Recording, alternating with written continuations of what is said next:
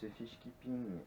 Alors aujourd'hui on se retrouve pour une vidéo où je présente mes leurres pour la pêche de la truite en 2021. Donc là il y aura un petit ensemble que je vais vous présenter après qui sera là. Un petit ensemble, voilà,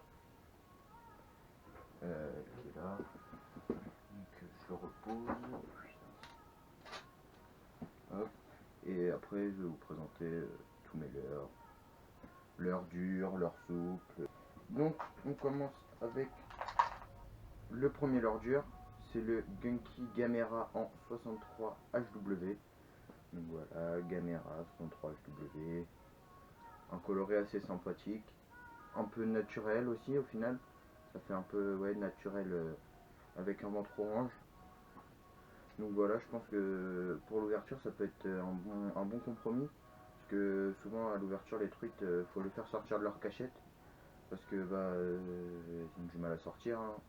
Et puis quand ils vont voir un petit leurre, admettons, je vais sortir si je passe un petit leurre comme ça qui est juste là. Donc le Gamera 39 HW que j'ai aussi, que là qui est monté en hameçon triple. Et et moins. C'est vraiment ceux qui vont être en chasse qui vont venir dessus. Et souvent en début de saison ils sont sur une fin de frais. Et vraiment une grosse proie comme ça pourra aller faire une grosse proie comme ça pourra vraiment les faire sortir. Ça pourra les décider pour les parce qu'elles vont plus sur la défense que sur la chasse. Donc si je passe un 39, elles vont le regarder passer et puis elles vont s'en foutre quoi. Et puis elles vont plus aimer un Gamera comme ça en 63 qui vraiment les décidera pour les faire sortir. Donc voilà, un coloris assez sympathique quand même.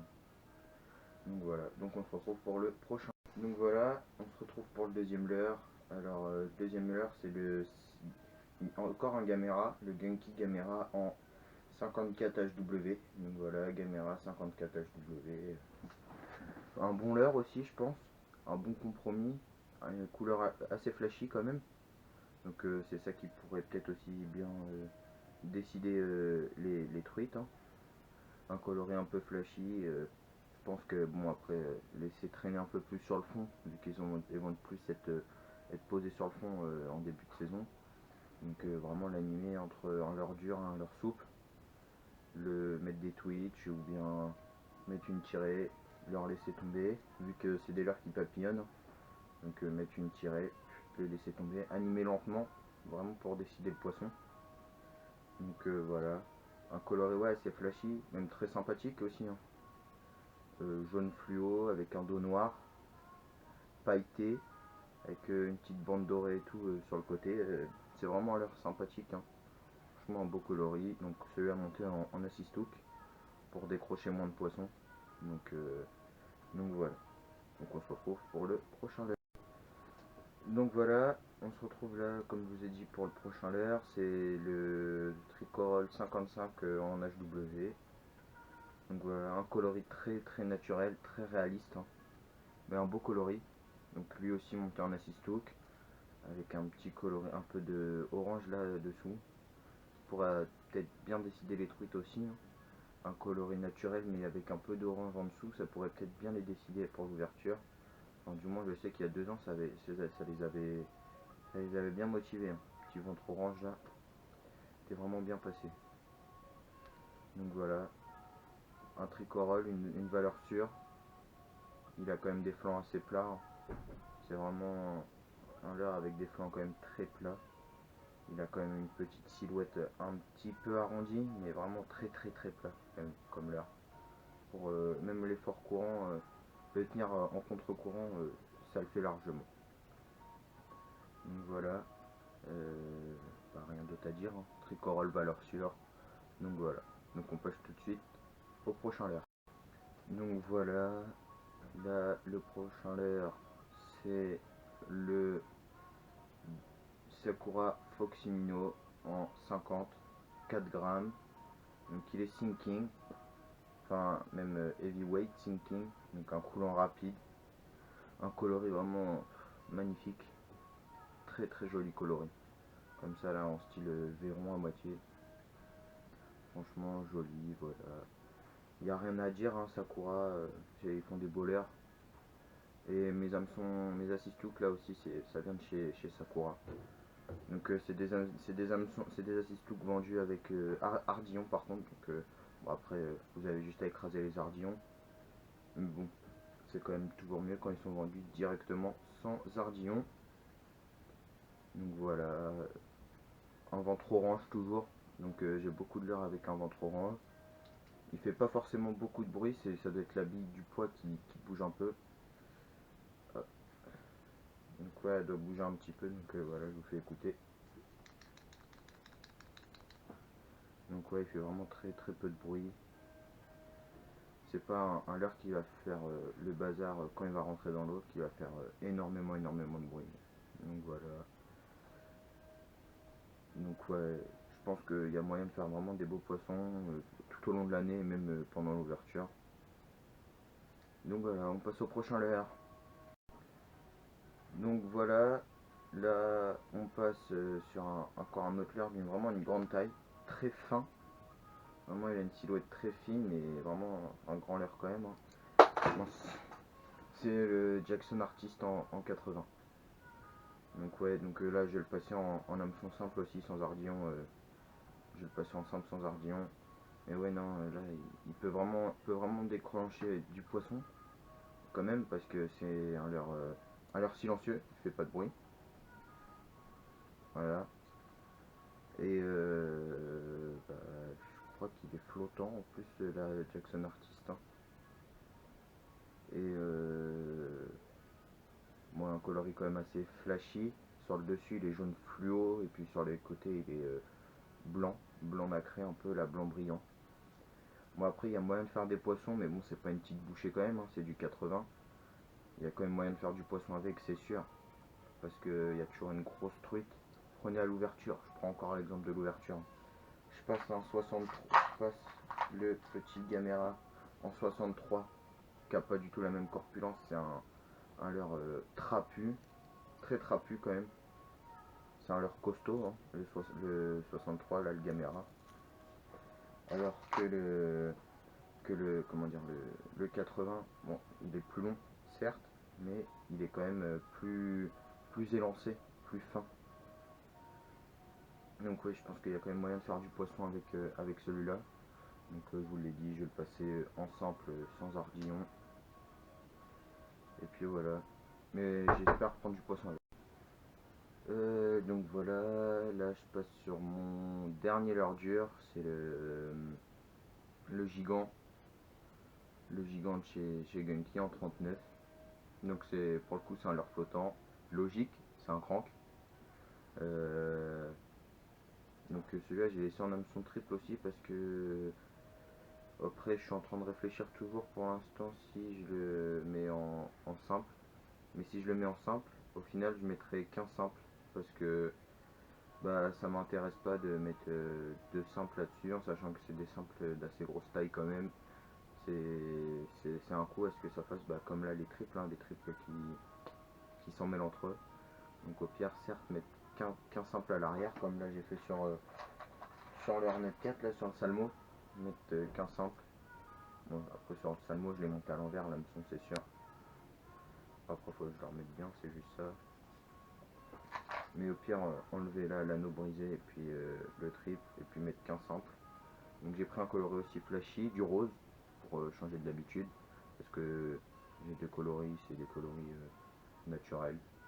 Donc ouais, je pense que je vais laisser comme ça. Le rose c'est bien. Ça peut déclencher aussi des poissons. Vous prenez dans des fosses.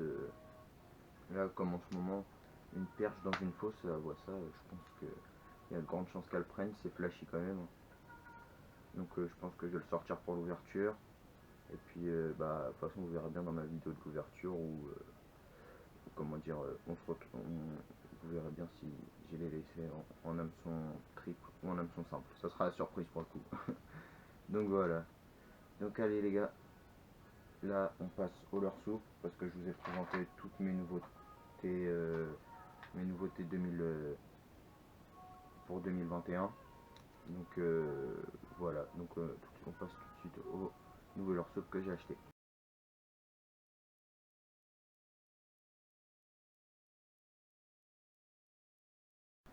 Donc voilà, là on passe tout de suite au leur soupe. Donc j'ai 4 pochettes à vous présenter, 4 pochettes de leur soupe. Donc vous allez me dire oui mais t'as pas beaucoup de leur soupe. Bon après c'est pas beaucoup de leur soupe mais c'est des pochettes de 10 à peu près.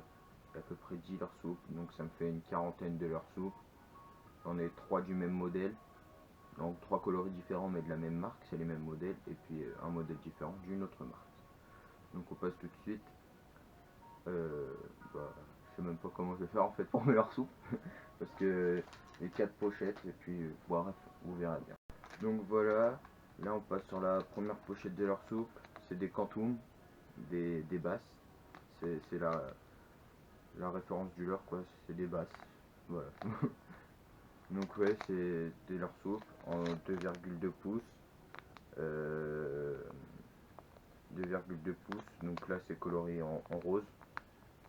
Pour les os un peu chargés là en début de saison, pour la perche et tout, ça peut vraiment bien le faire. C'est des copies conformes de Easy Shiner. Franchement, prenez le profil du leurre, c'est exactement les mêmes. Après savoir s'ils sont plus résistants qu'un Easy Shiner ou pas, ça je pourrais pas vous le dire. Je vais regarder, je vous dirai ça à l'ouverture. Mais en tout cas, je pense qu'il y a moyen de prendre du fiche avec ça. Parce que là, j'en ai même en plusieurs coloris. Donc là, j'ai le coloris Arkansas Shiner. Donc c'est un coloris un peu plus naturel déjà. Donc là, ça même pour une eau chargée, ça peut le faire. Hein, parce que coloris naturel dans une eau chargée, ça peut très bien le faire. Vous prenez à l'ouverture 2019, j'étais sur un Easy Shiner avec un coloris vraiment très naturel. Il était limite de la couleur de l'eau. Hein. Franchement, il était limite de la couleur de l'eau. Et puis ça n'a pas empêché de faire 7 perches quand même. Ce qui n'est pas mal. Hein. Franchement, il n'y a pas à se plaindre. Donc là voilà, c'est vraiment une copie conforme d'un Easy Shiner. Faut voir après comment ça se passe, ça se comporte dans l'eau. Donc voilà. Et je vous présente le dernier coloris. Donc là c'est une taille un peu plus grande, c'est du 2,4 pouces. Donc c'est coloris blanc pailleté, blanc et puis le ventre transparent. Donc ça même autant pour une eau chargée qu'une eau vraiment claire, ça peut vraiment le faire. Je pense qu'il y a vraiment moyen de faire du poisson avec ça aussi. Hein. Donc voilà, c'est le coloris Whitey. Donc qu'est-ce que vous voulez que je vous dise de plus sur ces leurres là? Je les connais pas du tout. Je peux juste vous assurer qu'ils sont vraiment bourrés d'attractants. Les leurres ils sont très gras. Très gras. Bah de toute façon vous le voyez bien. Comment ils bougent dans la pochette, c'est vraiment impressionnant. Donc voilà. Donc bah, c'est tout pour ces leurres là. Et on passe au dernier leurre soupe que j'ai acheté. C'est des Rock Vibe de chez Reigns. Voilà. Vraiment une valeur sûre, hein, les Rock Vibe de chez Reigns. Donc en coloris Chica Chica orange. C'est du 2 pouces. Donc il y a moyen de faire du poisson toute l'année. Puis en orange, franchement ça dérange vraiment pas ce coloris là. Il est vraiment passe-partout le coloris orange. Il y a moyen vraiment de faire quelque chose. Donc voilà, c'est tout pour mes leurres souples. Et on passe tout de suite bah, à mon ensemble avec lequel je vais pêcher cette saison. Donc voilà, là c'est mon petit combo pour cette année. Donc c'est la Daiwa XLR en 3-10 grammes, 1,91 m. Donc ça va être polyvalent pour cette année. Ça peut vraiment être bien hein, dans Évreux. 1,91 m ça passe bien. Franchement, ça passe vraiment bien. Et avec dessus il y a un petit balistique, un Daiwa balistique en 2000, le balistique EX 2000H. Donc il y a moyen de faire du poisson, c'est un bon moulinet. Franchement, c'est un bon moulinet. J'ai déjà fait. Franchement, il est vraiment très bien, hein. Il mouline bien, ça lance bien. Ouais, c'est vraiment un bon moulinet, un bon moulin. Dessus, j'ai monté une tresse en 6 centièmes, 8 brins. Donc c'est de la tresse Caperlan parce que j'ai pas des années de pêche avec moi. C'est ma quatrième ouverture, ma troisième saison que j'attaque.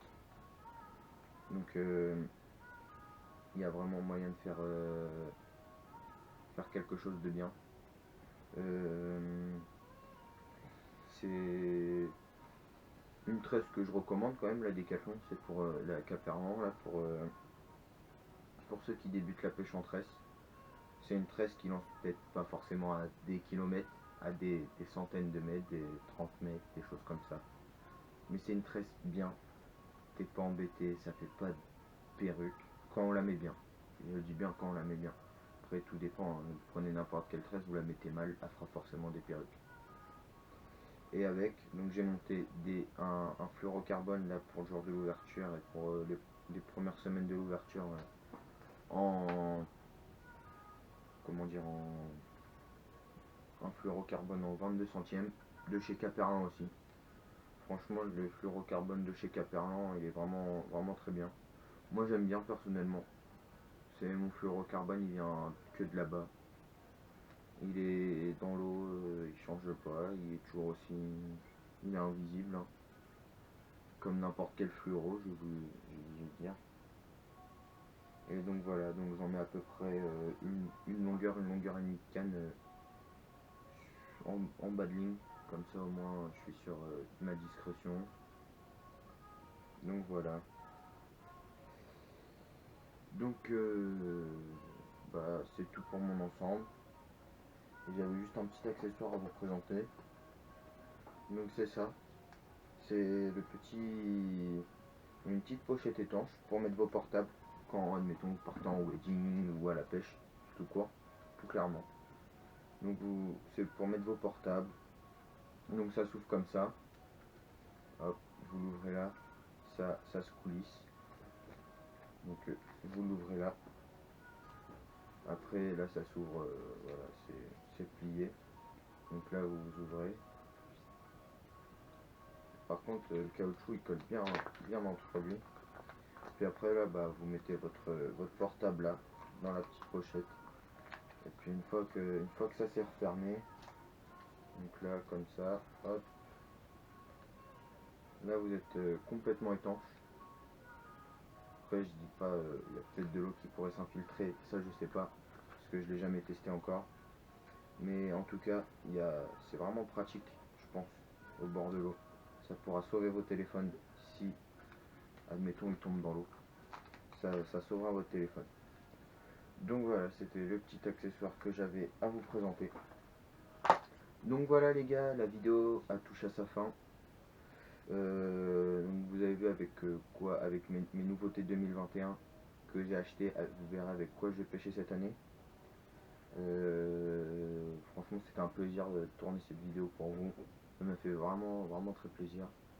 Donc les gars, n'oubliez pas de partager, de liker, commenter si vous en avez envie.